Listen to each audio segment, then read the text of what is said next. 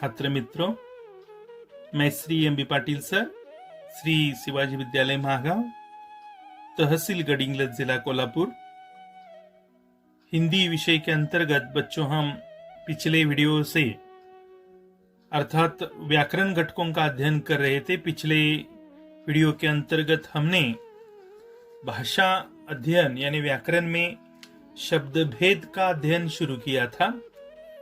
शब्द भेद में हमने सव्यय और अव्यय शब्दों के प्रकार देखे।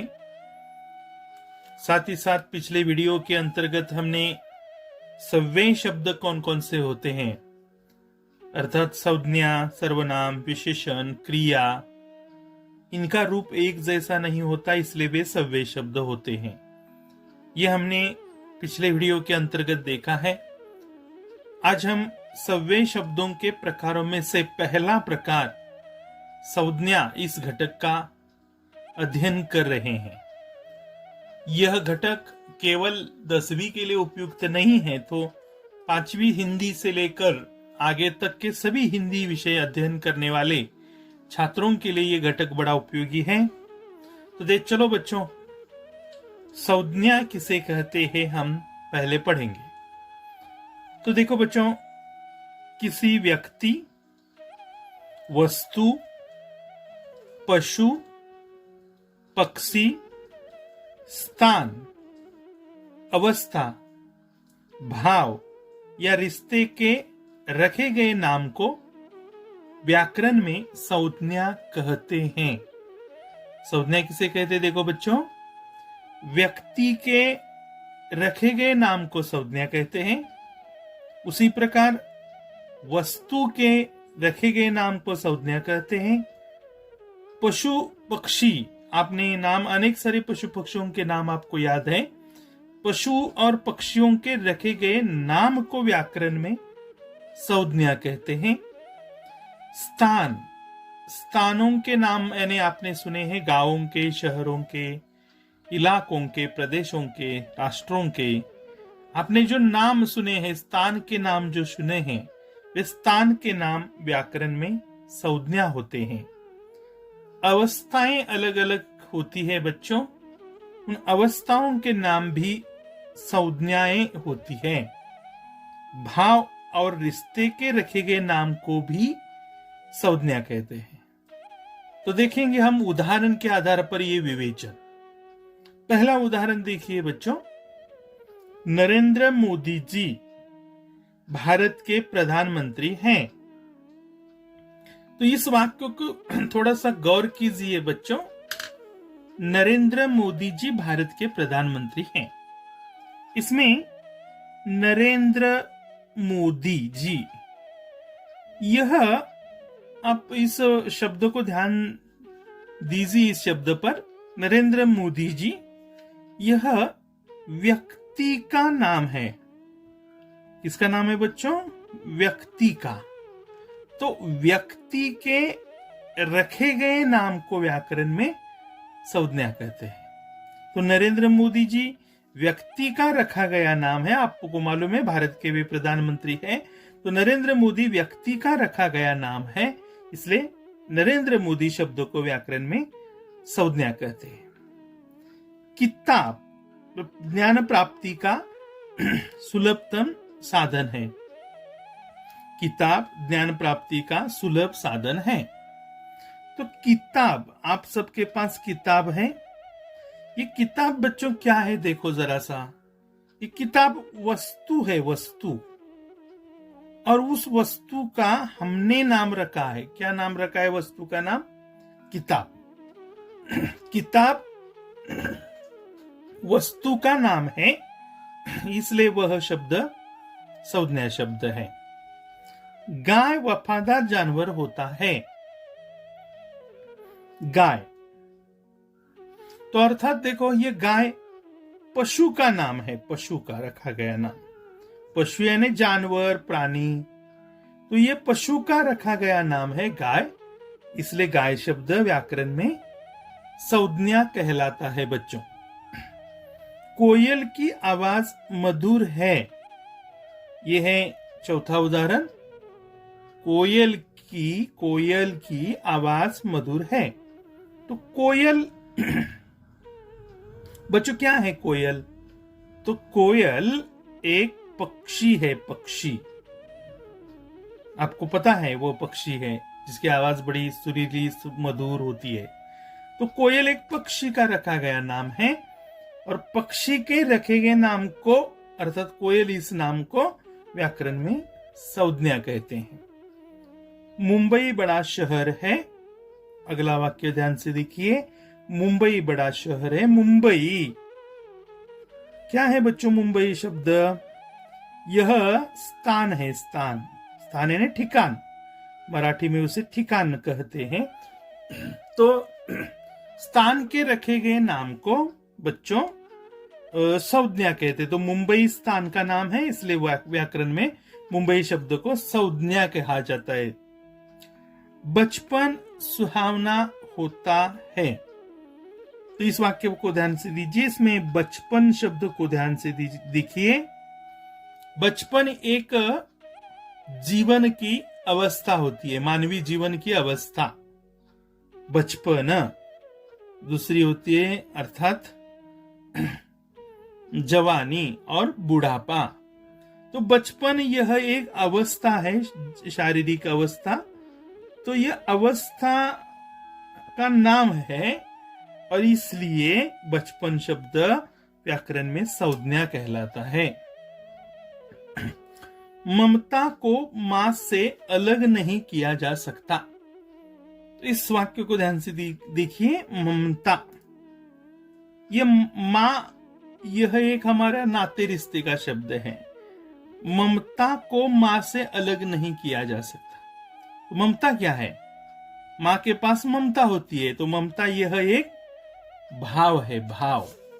और वो जो मां के पास होता है, इसलिए भाव का नाम है ममता शब्द, और इसलिए भाव के रखे गए नाम को ममता भाव का नाम है, और इसलिए यह ममता शब्द हो गया संज्ञा शब्द।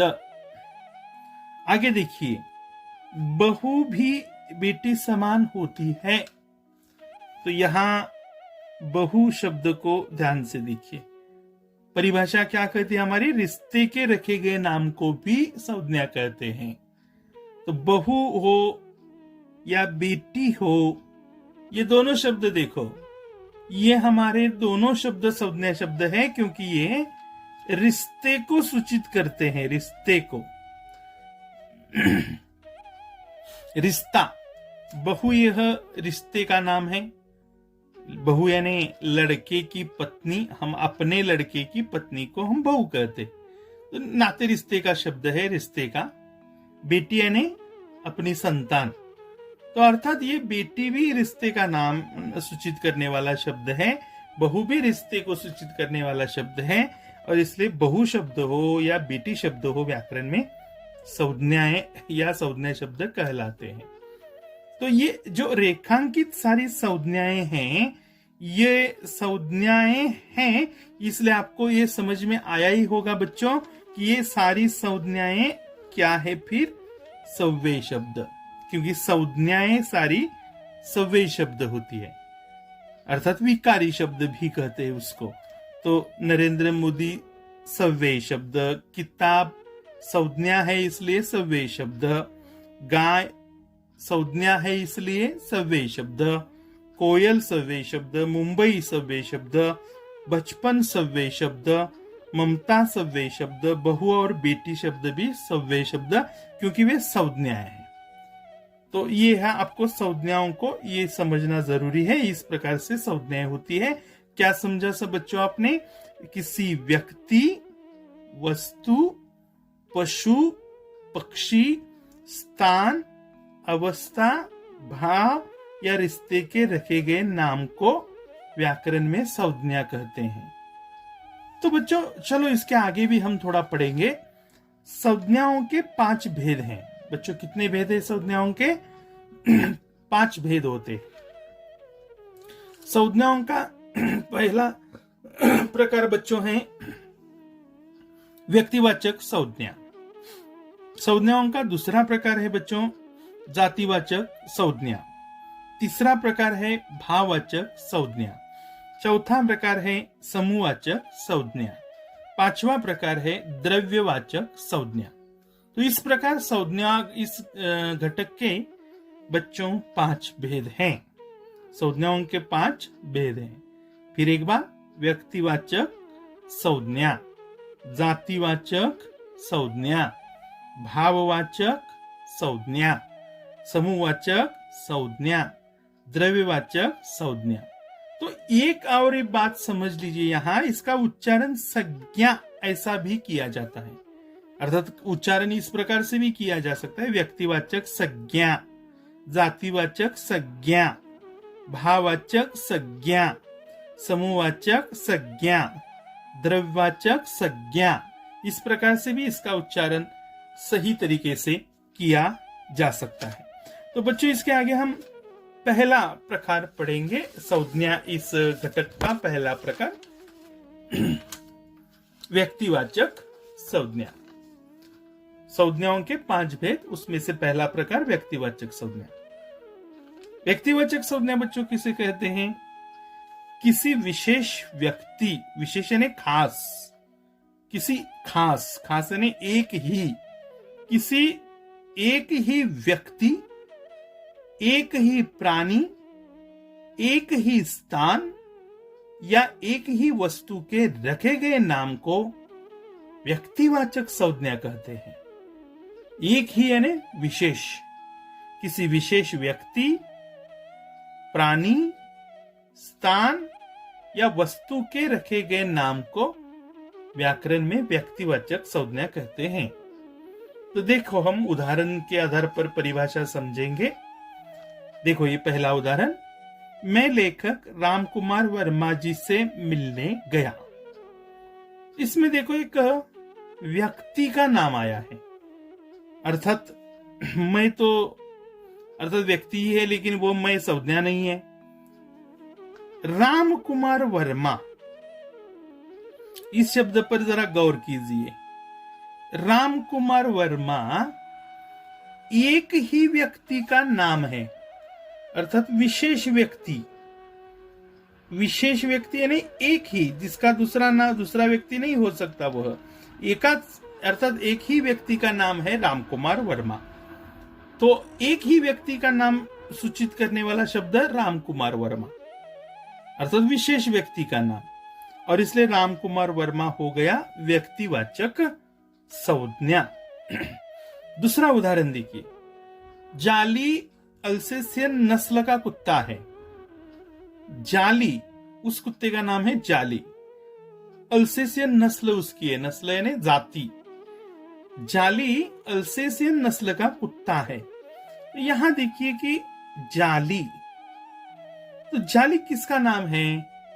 एक विशेष कुत्ते का नाम है, अर्थात एक ही कुत्ते का नाम जाली है। 100 कुत्तों में से एक ही कुत्ता जाली। तो जाली एक विशेष कुत्ते का नाम है, इसलिए जाली शब्द हो गया व्यक्तिवाचक संज्ञा। तीसरा उदाहरण देखिए, तीसरा उदाहरण इस प्रकार है, दिल्ली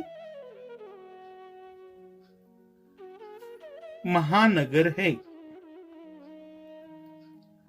दिल्ली महानगर है। तो इसमें देखो, हजारों शहरों में से एक ही शहर को, अर्थात एक विशेष शहर का नाम सूचित करने वाला शब्द दिल्ली। तो दिल्ली एक विशेष, अर्थात विशेष स्थान का नाम है, विशेष स्थान।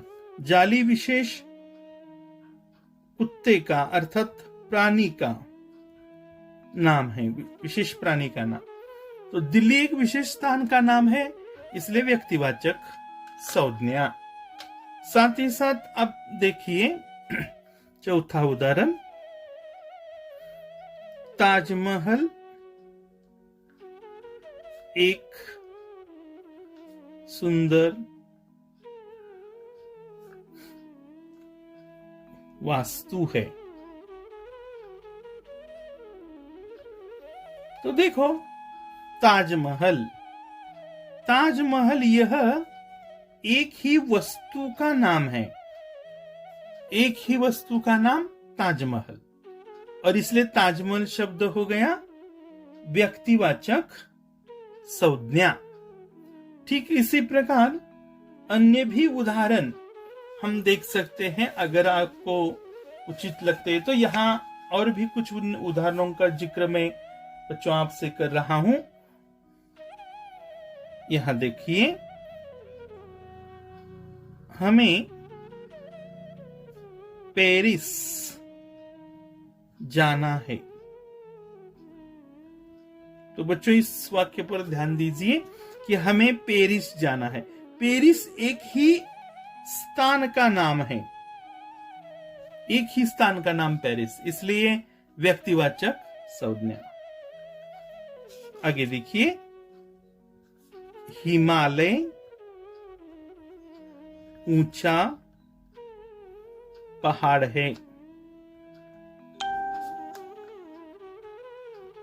तो हिमालय, हिमालय एक ही पहाड़ का नाम, एक ही पर्वत का नाम, और इसलिए हिमालय शब्द है, अर्थात हिमालय एक ही पर्वत है, जिसको हम एक ही पर्वत कह सकते हैं, एक ही स्थान है वह, और इसलिए हिमालय भी हो गया व्यक्तिवाचक संज्ञा। गंगा पवित्र नदी है। तो गंगा शब्द एक ही नदी का नाम हो गया, एक ही नदी का बच्चों नाम गंगा हो गया, और इसलिए गंगा शब्द हो गया व्यक्तिवाचक। उस प्रकार रोहन